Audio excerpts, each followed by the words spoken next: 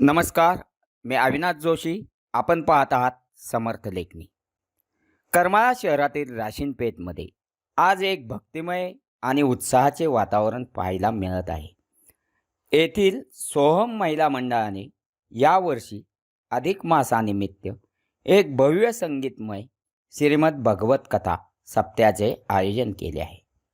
सामाजिक आणि धार्मिक कार्यात नेहमीच अग्रेसर असलेल्या या मंडळाच्या पुढाकाराने राशीनपेठ परिसर भक्तिरसात न्हाऊन निघाला आहे.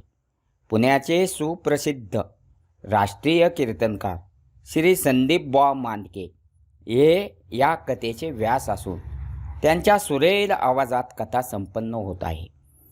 7 जून ते 13 जून असा हा 7 दिवसांचा सप्ताह असून दररोज दुपारी 2 ते 4 या वेळात भाविक कथाश्रवणाचा आनंद घेत आहेत. सुरुवातीला काढण्यात आलेल्या ग्रंथदिंडी आणि व्यासजींची रथ मिरवणूक शहराच्या मुख्य मार्गावरून वाजत गाजत काढण्यात आली होती. संपूर्ण राशीनपेठमध्ये आज नंदघरा आनंद भयोच्या जयघोषाने दुमदुमून गेली होती.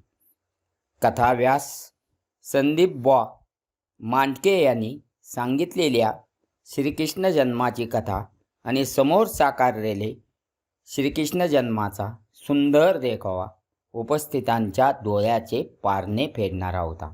महिला मंडळाचा हा उपक्रम केवळ धार्मिक नसून यामुळे गावातील आध्यात्मिक वातावरण अधिकच चैतन्यमय झाले आहे. सोहम महिला मंडळाच्या या स्तुत्य उपक्रमामुळे भाविकांमध्ये मोठी उत्सुकता असून दररोज शेकडो श्रोते कथेचा लाभ घेत आहेत. अशा प्रकारे राशीनपेठ येथे सुरू असलेला हा भागवत कथा सप्ताह भविष्यातही अनेक सामाजिक कार्यासाठी प्रेरणा देणारा ठरेल. मी सहसंपादक अविनाश जोशी, समर्थ लेखनी, करमाळा. तुमच्या माझ्या मनातील विचार मांडते सांगते ती समर्थ लेखनी रे.